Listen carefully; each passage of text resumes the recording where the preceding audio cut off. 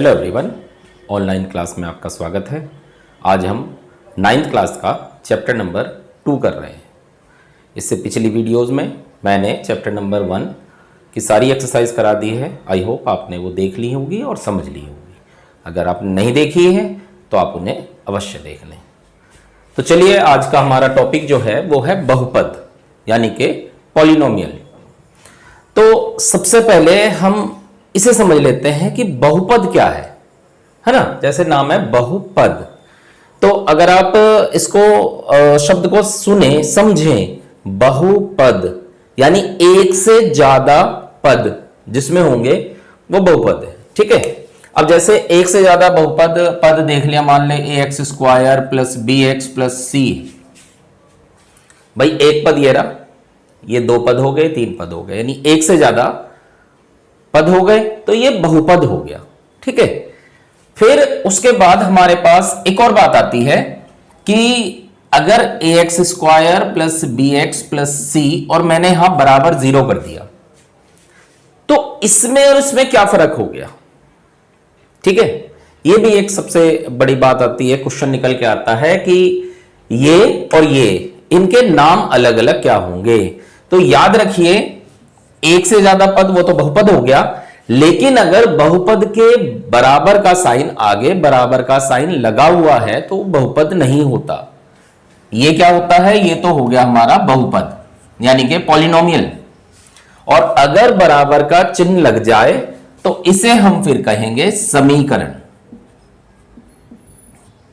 ठीक है, तो ये ध्यान रखना, ये बहुपद है और ये हमारा समीकरण है।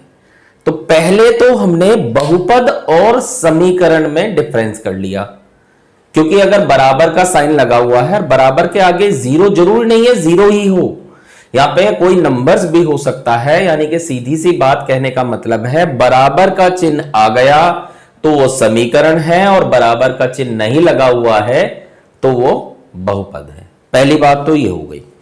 दूसरा, जैसे कि ये क्वेश्चन वाला हमें कह रहा है कि बहुपद के अलग अलग नाम होते हैं, जैसे ये है, इसे कहेंगे हम एक पदी, जिसमें एक पद है, केवल एक ही पद लगा हुआ है। ठीक है, अगर मैंने ऐसे लिख दिया ax² प्लस bx, तो इसे कहेंगे हम द्विपदी।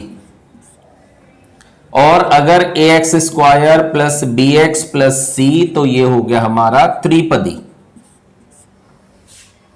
ठीक, प्लस या माइनस का चिन्ह होना चाहिए बीच में, वही हमें अलग अलग पद को बताता है। देखो ax² खाली लिखा हुआ है तो एक पदी हो गया, फिर ax² और bx के बीच में एक प्लस का साइन आ गया, माइनस भी हो सकता है, तो ये द्विपदी हो गया। ठीक है, और ax² plus bx plus c हो गया, तो ये त्रिपदी हो गया। ठीक है, ये क्लियर हो गया, एक पदी, द्विपदी और त्रिपदी। अच्छा, इसके बाद जैसे कि वो पहले क्वेश्चन में पूछ रहा है, हम छोटी छोटी बात सारी क्लियर कर देते हैं। इसने 2.1 एक्सरसाइज पे चलते हैं सीधा, और उसमें क्वेश्चन के साथ साथ यहां पे बात क्लियर करते चले जाएंगे। इसने कहा, निम्नलिखित व्यंजकों में कौन कौन से एक चर में बहुपद है और कौन कौन से नहीं है। अब सबसे पहले तो बात आती है, वो कह रहा है एक चर में। मैंने आपको इससे पहले चर राशि के बारे में बताया था। चर राशि वो राशि होती है जिसका मान बदल सकता है, यानी कि अंग्रेजी वर्णमाला का कोई सा भी अक्षर A to Z कोई सा भी हो सकता है। तो आप यह ध्यान से देखिए, यहां पे x है हमारा चर राशि। ठीक है, बाकी तो ये 4, 3 और 7 ये अचर है, और ये हमारा एक त्रिपदी का बहुपद है ना, पॉलिनोमियल है। फिर वो हमसे क्या कह रहा है, वो कह रहा है कि बताइए कि इसमें से कौन सा बहुपद है। तो सबसे पहले बहुपद की कुछ कंडीशन है कि बहुपद कौन कौन से होंगे। ठीक है, तो बहुपद में क्या क्या नहीं होना चाहिए वो लिख दे रहा हूं, बाकी जो बच जाएगा वो सारे होने चाहिए। नंबर 1, चर राशि की घात नेगेटिव में ना हो। पहला पॉइंट आता है चर राशि की घात जो है वो ऋणात्मक ना हो।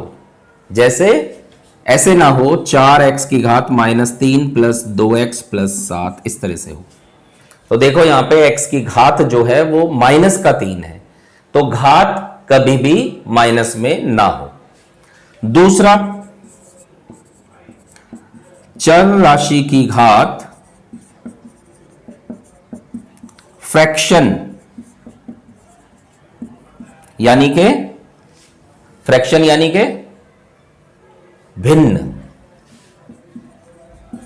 भिन्न में ना हो।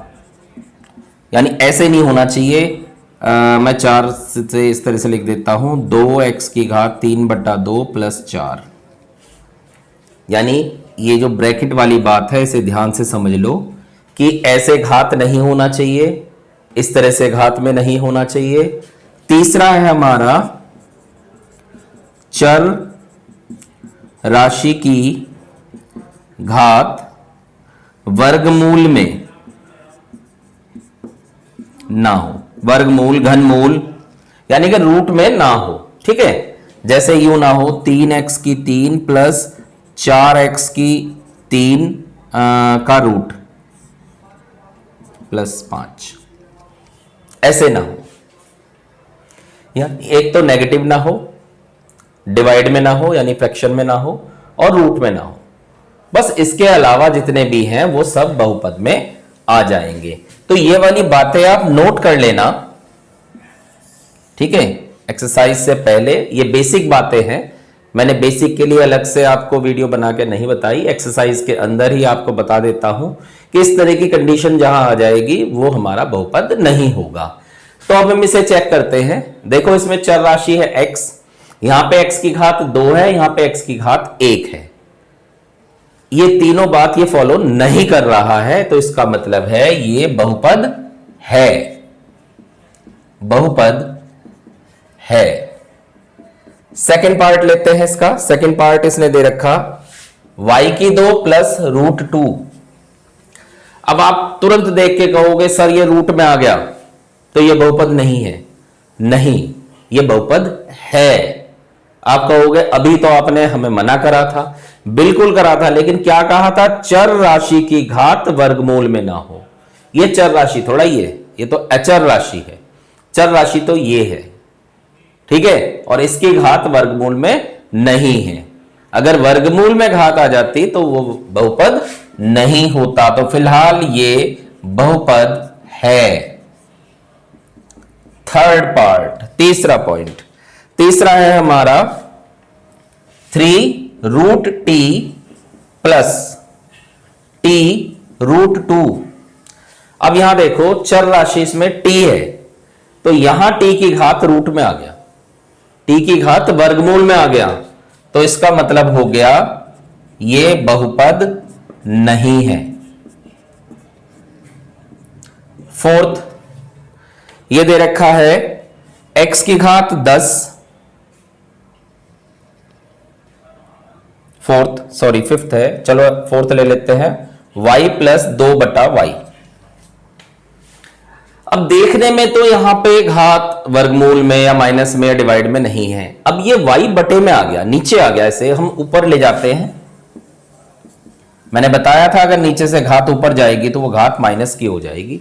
यहां पे y की घात 1 है, जैसे ही ये ऊपर गया या y की घात माइनस आ गई, और जहां घात चर राशि की घात माइनस में हो जाती है तो वो बहुपद नहीं होता।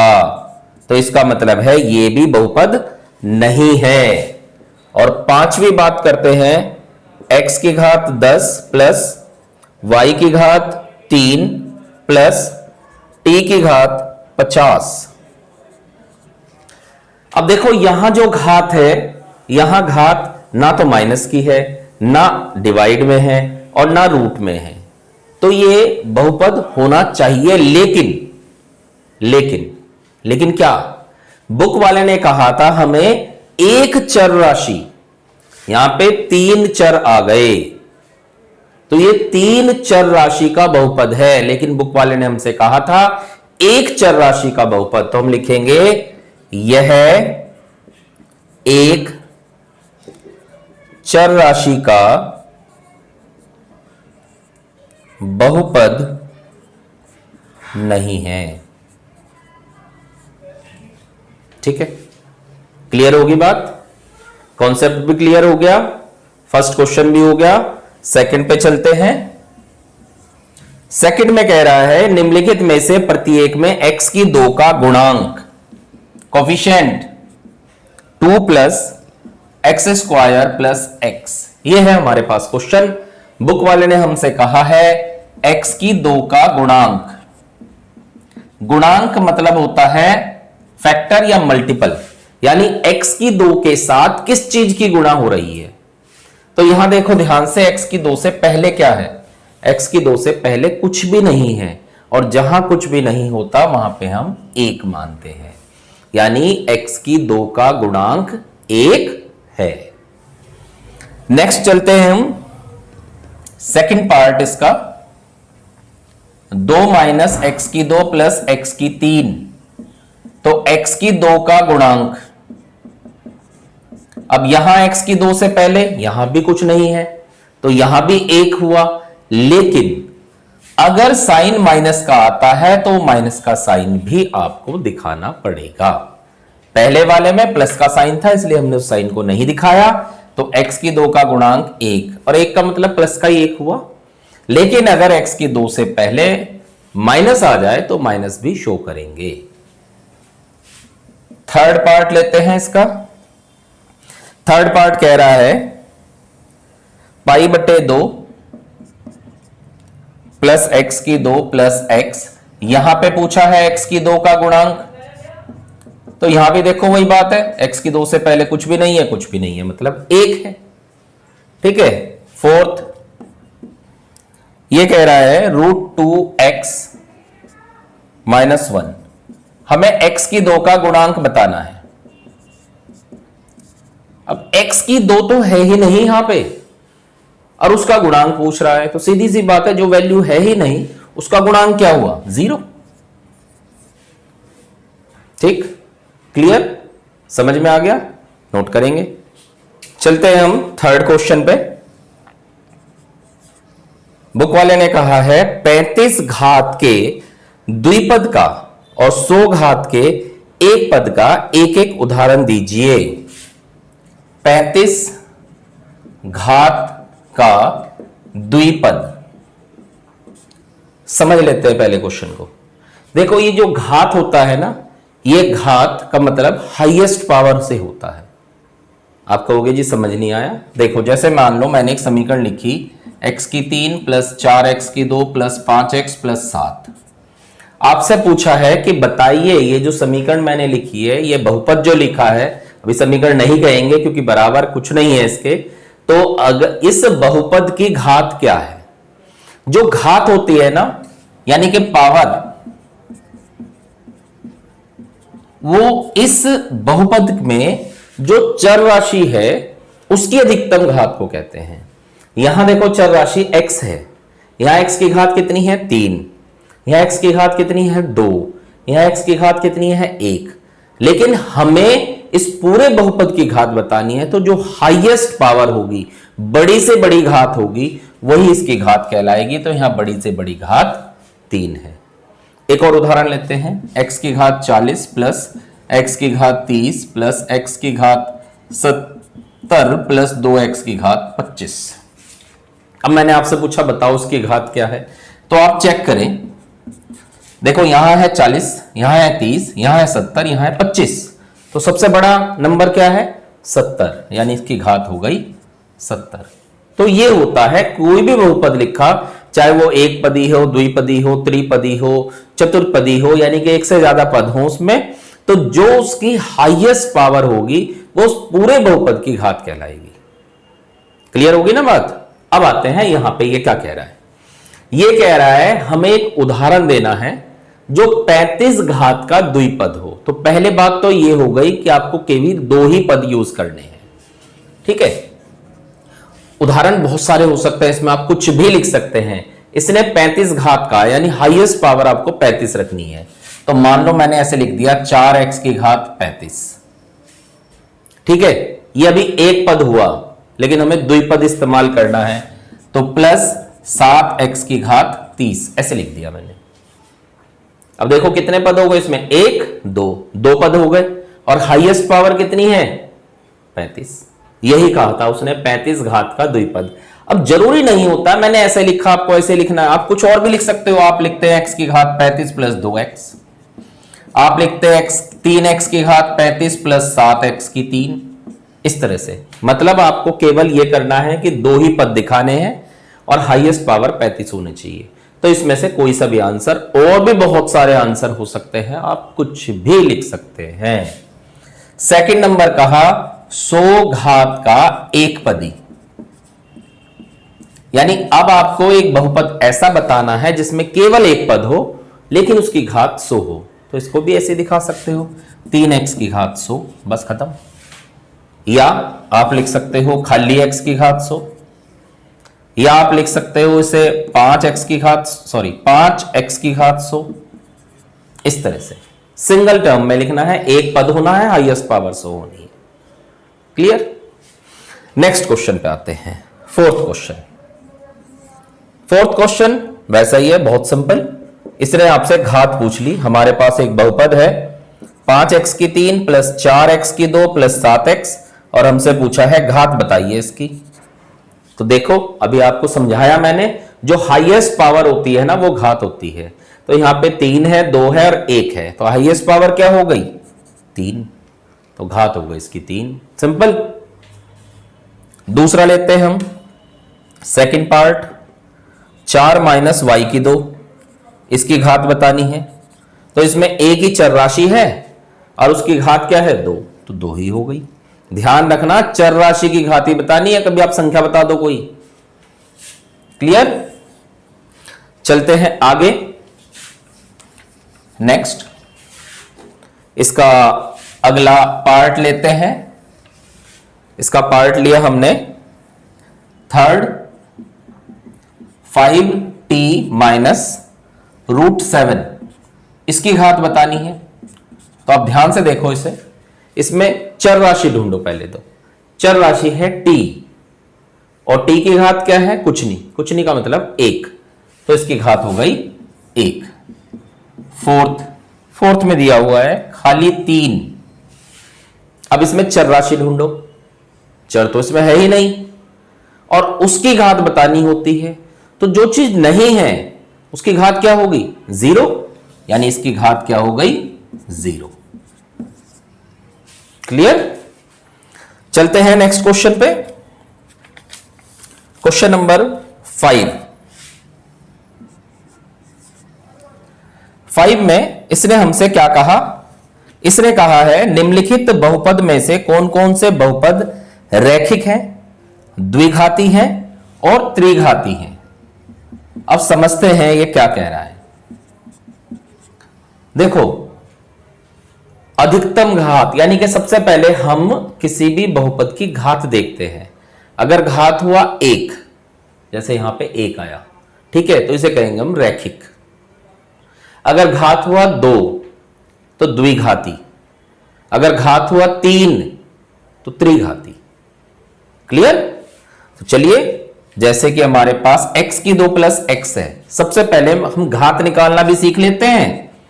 तो इसमें घात कितनी है भाई, देखो x की घात यहां 2 है, x की घात यहां 1 है, हाईएस्ट पावर कितनी हो गई 2, तो घात कितनी हो गई 2। अगर घात है 2 तो ये हो गया हमारा द्विघाती, क्योंकि उसने हमसे पूछा है कि ये कौन सा बहुपद है, तो हम बताएंगे द्विघाती बहुपद। ठीक है, समझ में आ रहा है ना। इसके बाद थर्ड पार्ट लेते हैं, इजी है, कर लोगे आप। y प्लस वाई की 2 प्लस 4, पहले इसकी घात निकालते हैं। हाईएस्ट पावर देखो, हाईएस्ट पावर कितनी है 2, तो घात हो गई 2, तो इसका मतलब ये हो गया हमारा द्विघाती बहुपद। ठीक है, इसके बाद चलते हैं एक और लेते हैं। ये ले लिया मैंने इसका फोर्थ पार्ट, ये दे रखा है 1 प्लस एक्स, तो इसमें चर राशि क्या है x, उसकी घात क्या है 1, तो इसकी घात हो गई 1, और जिसकी घात 1 होती है वो क्या होता है? रैखिक बहुपद। ठीक है, कर लोगे इसे? इजी है, कंप्लीट हो गई एक्सरसाइज हमारी। बड़े आराम से आप कर लोगे, बहुत ध्यान से समझ के करना। जो जो बातें आपको बताई जा रही हैं आप उसे ध्यान से सुने, समझे। किसी क्वेश्चन को समझने के लिए आपने एक बार समझ लिया, क्वेश्चन देख लिया, नहीं समझ में आया उसको रिवाइंड करो, फिर दोबारा उस क्वेश्चन को समझो, कैसे बताया जा रहा है, कैसे करा जा रहा है। बड़े आराम से आपकी समझ में आ जाएगा। फिर भी कोई समस्या है आप बेझिझक होकर पूछ लेंगे। हम कर रहे हैं अगली एक्सरसाइज, एक्सरसाइज 2.2। चलिए करते हैं। सबसे पहले फर्स्ट क्वेश्चन लेते हैं। यह कह रहा है निम्नलिखित पर बहुपद के मान ज्ञात कीजिए। 5x माइनस 4x की 2 प्लस 3, इस बहुपद का मान निकालना है। किस पर? सबसे पहले पॉइंट उसने कहा x बराबर 0 पर। मतलब ये जो बहुपद है इसमें जहां जहां x है आपको वहां वहां 0 रखना है। ठीक है, तो करते हैं। यहां पे लिखेंगे मान रखने पर। मान रखते हैं 5, x की जगह रख दिया हमने 0, माइनस 4, x की जगह रख दिया 0 का स्क्वायर प्लस 3। 5 की गुणा करेंगे 0 में, फिर माइनस 4 गुणा 0 का वर्ग 0 ही होता है, प्लस 3। अब देखो 5 की 0 में करेंगे 0, 4 की 0 में करेंगे 0, प्लस 3, तो आंसर आ गया हमारा 3। क्लियर? बहुत इजी है, बहुत इजी। आप ध्यान से समझेंगे आपको दिक्कत नहीं होगी। मैं अगला भी करके दिखा रहा हूं। अब की बार हम x बराबर -1 रख रहे हैं, तो वही लिखूंगा मैं मान रखने पर। तो इसमें x की जगह -1 रख दो, ये हो गया -1 रख दो, प्लस 3। तो क्या आया? 5 गुणा -1 -4। देखो -1 का वर्ग है, ठीक है, इसलिए पिछली वीडियो में बताया था वर्ग का मतलब होता है, जैसे -1 का वर्ग है तो इसका मतलब है -1 की आप -1 में गुणा करेंगे। ध्यान रखेंगे अधिकतर बच्चे क्या गलती करते हैं, इस 4 के अंदर गुणा कर देते हैं। ऐसा नहीं, पहले आपका यह वर्ग खुलेगा, फिर जो आएगा उसकी 4 में गुणा होगी। भूल के भी ये गलती मत करना। माइनस माइनस प्लस, 1 की कम 1 आ गया, प्लस 3। अब 5 की -1 में करेंगे -5, -4 प्लस 3। देखो माइनस माइनस वाले आप जोड़ लो, -5 और -4 जोड़ के हो गया आपका -9 प्लस 3। अब ये अलग अलग चिन्ह है तो घट जाएगा, घट के आएगा 6, और इन दोनों में जो बड़ा है उसका साइन आ जाएगा, यानी आपका आंसर आ गया -6। क्लियर? नोट करेंगे। इसके बाद चलते हैं हम सेकंड क्वेश्चन पर। सेकंड क्वेश्चन में इसने हमें सेकंड क्वेश्चन का जो फर्स्ट पार्ट है वो दे रखा है py is equal to Y square minus Y plus 1, Y square minus Y plus 1, और हमसे कहा है कि निम्नलिखित बहुपदों में से प्रत्येक बहुपद के लिए P0, P1 और P2 की वैल्यू बताइए। तो सबसे पहले हम P0 बता रहे हैं, बिल्कुल फर्स्ट क्वेश्चन की तरह है, जहां जहां y है वहां वहां आपको 0 रखना है। तो रखते हैं 0 का स्क्वायर माइनस 0 प्लस 1, 0 का स्क्वायर मतलब 0 की 0 में 0 माइनस 0 प्लस 1, यानी आपका आंसर आ जाएगा 1। ठीक है, क्लियर? फिर P1 कहा है, तो जहां y है वहां पे 1 रखेंगे। 1 का स्क्वायर 1 माइनस 1 प्लस 1, 1 से 1 कैंसिल हो गया, यानी आंसर आ गया आपका 1। फिर P2, 2 रखेंगे y की जगह प्लस 1, 2 का स्क्वायर, स्क्वायर मैंने अभी थोड़ी देर पहले आपको बताया था, स्क्वायर का मतलब होता है उसकी 2 बार गुणा, तो 2 दूनी 4 माइनस 2 प्लस 1, 4 में से 2 घटाओगे 2 प्लस 1, यानी आंसर आ जाएगा आपका 3। क्लियर? तो इस तरह से आपको वैल्यू रखनी है सीधा और क्वेश्चन करना है। इसमें जो है इसके 4 पार्ट दे रखे हैं, मैं एक पार्ट और कर देता हूं, इसका मैं ले रहा हूं सेकंड पार्ट। आई होप आप बाकी कर लेंगे। कोई दिक्कत नहीं है, बहुत इजी है। P T is equal to 2 plus T plus 2t square minus T cube. ये दे रखा है हमें। सबसे पहले p 0 कहा है, यानी जहां t है उसकी जगह 0। ठीक है, तो ये हो गया 2 प्लस 0 प्लस 2 इंटू 0 का स्क्वायर करेंगे 0 माइनस 0 का क्यूब करेंगे 0, 2 प्लस 0 माइनस 0, यानी कि आंसर आ गया हमारा 2। ठीक है, फिर P1 कहा है, यानी अब की बार जहां जहां T है वहां पे 1 रखना है हमें। तो ये हो गया 2 प्लस 1 प्लस 2 इंटू, देखो 1 का स्क्वायर करेंगे 1 आएगा, 1 का क्यूब, क्यूब मतलब उसकी 3 बार गुणा, 1 गुणा 1 गुणा 1, 1 गुणा 1 गुणा 1, 1 एकम 1 एकम 1, तो 1 आ जाएगा। ये आ गया 2 प्लस 1 प्लस 2 1 जा 2 माइनस 1, 2 और 1 3 और 2 5 माइनस 1, यानी आंसर आ जाएगा हमारा 4।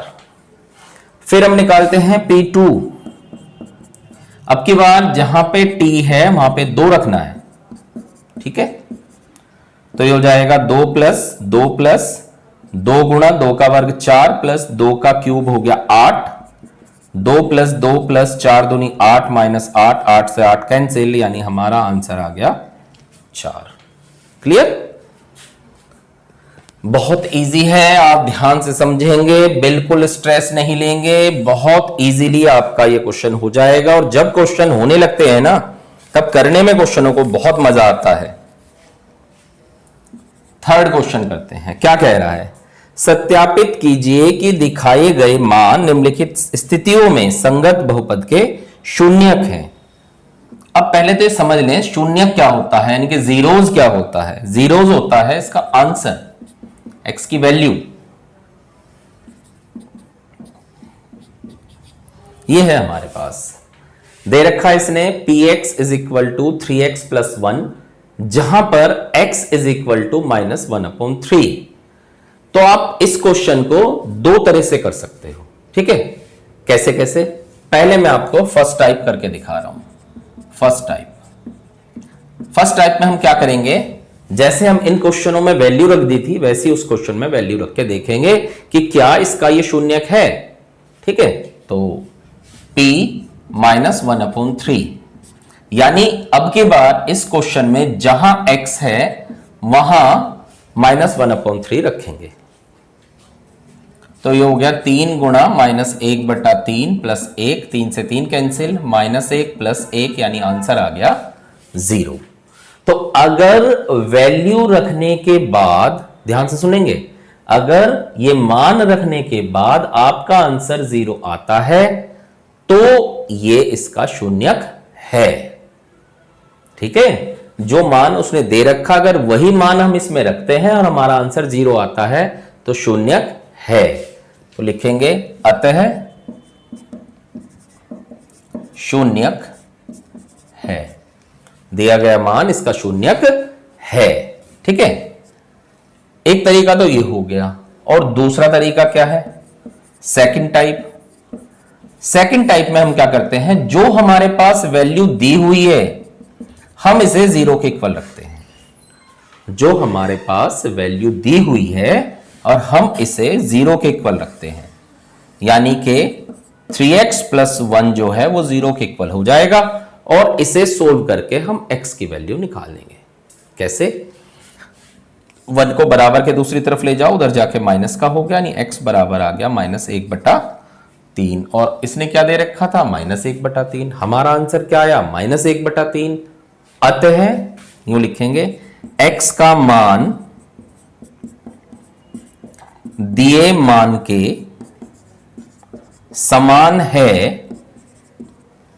अतः यह शून्यक है, यानी जीरोज है। दोनों टाइप समझ में आ गए? ठीक है, आप दोनों में से किसी भी तरह से कर सकते हो। भाई एक टाइप मैंने आपको क्या बताया, जो x की वैल्यू दे रखी वही आप x की जगह रख दो, अगर आपका आंसर 0 आ जाता है तो शून्यक है। दूसरा क्या टाइप बताया, मैंने बताया कि आप इसको 0 के इक्वल रखो और x की वैल्यू निकाल लो। अगर आपका x का मान दिए गए x के मान के बराबर है तो शून्यक है। ठीक है, अब जिस तरीके से जो आपको लगे हाँ ये इजीली हम कर लेंगे, आप उस तरीके से कर लेना, दोनों ही सही है, नोट करेंगे। अब चलते हैं हम इसके थर्ड पार्ट पे। px बराबर दे रखा है इसने हमें x की 2 माइनस 1। ठीक है, और यहां पर हमें जो मान दे रखा है वो दो मान दे रखे, x बराबर 1 और माइनस 1। ठीक, अब हम इसे शो करेंगे, तो दोनों में से कोई सी भी टाइप आप यूज कर लो। तो मैं जो यहां पे टाइप यूज कर रहा हूं वो मान लिया हमने px बराबर 0 है, ये लेके चल रहे हैं हम इसे 0 के बराबर। ठीक है, तो याद आएगा x स्क्वायर माइनस 1 यानी कि 0। अब 1 को उधर ले जाएंगे, उधर जाके 1 प्लस का हो जाएगा, x बराबर 1 का स्क्वायर रूट। और ध्यान रखना जब भी वर्गमूल लेते हैं तो प्लस माइनस का साइन जरूर लगाते हैं। ठीक है, तो x बराबर प्लस माइनस 1 का वर्गमूल लेंगे, 1 आ जाएगा, प्लस माइनस 1 का मतलब हो गया, इसके दो आंसर हो गए, एक x बराबर प्लस 1 हो गया, x बराबर माइनस 1 हो गया, यही दे रखा था। तो लिखेंगे अतः दिया गया मान शून्यक है, शून्यक है। ठीक है, अब यहां एक छोटी सी बात मैं लीक से हटके बता रहा हूं कि यहां प्लस माइनस यूज क्यों हुआ। अधिकतर बच्चे सोचते हैं, कईयों को पता है, बिल्कुल अच्छी बात है, पता है, कईयों को नहीं पता, तो आज मैं बताता हूं कि क्यों होता है। देखो सपोज मेरे पास एक संख्या है 2, ठीक है, और मैं कह रहा हूं कि इसका स्क्वायर करूं, 2 का स्क्वायर। ठीक है, आपको पता है 2 का स्क्वायर क्या होगा भाई, 2 की 2 बार गुना कर देंगे, 2 दूनी 4, है ना। फिर मैंने कहा एक संख्या आपके पास है -2, आप -2 का स्क्वायर करें तो आप क्या करेंगे, -2 की 2 बार गुना कर देंगे, तो माइनस माइनस प्लस, 2 दूनी 4। अब देखो 2 का वर्ग किया तो भी 4 आया, -2 का वर्ग किया तो भी 4 आया, है ना। अब अगर नंबर आता है 4 का वर्गमूल लेना, तो आप बताओ 4 के वर्गमूल में किसे लिखोगे, प्लस का 2 लिखोगे कि माइनस का 2 लिखोगे, क्योंकि दोनों ही है इसके आंसर। इसीलिए हम क्या करते हैं, इसके वर्गमूल में प्लस माइनस का साइन लगा के फिर लिखते हैं 2। यानी जहां भी आप वर्गमूल लेंगे प्लस माइनस का साइन जरूर लगाएंगे, क्योंकि +2 का वर्ग भी 4 होता है और -2 का वर्ग भी 4 होता है। ये सभी संख्याओं के लिए है, इसलिए यहां पे प्लस माइनस लगा। ठीक है, उम्मीद है अब आप इसे भूलोगे नहीं, और अगर आपको पता है तो बहुत अच्छी बात है। ठीक है, तो ये हमारा थर्ड का आंसर आ गया। इसके बाद हम एक और लेते हैं, इसका अब ले लेने हम सिक्स्थ पार्ट। सिक्स्थ पार्ट ये दे रखा है px is equal to lx plus m, जहां पर x की वैल्यू इसने कहा -m/l है। तो देखते हैं वेरीफाई करके। मान लो px बराबर 0, तो lx प्लस m बराबर 0, m उधर चला जाएगा, lx बराबर -m, यानी x बराबर -m/l। और हमें क्या दे रखा था, यही दे रखा था, तो क्या लिखेंगे, अतः शून्यक है।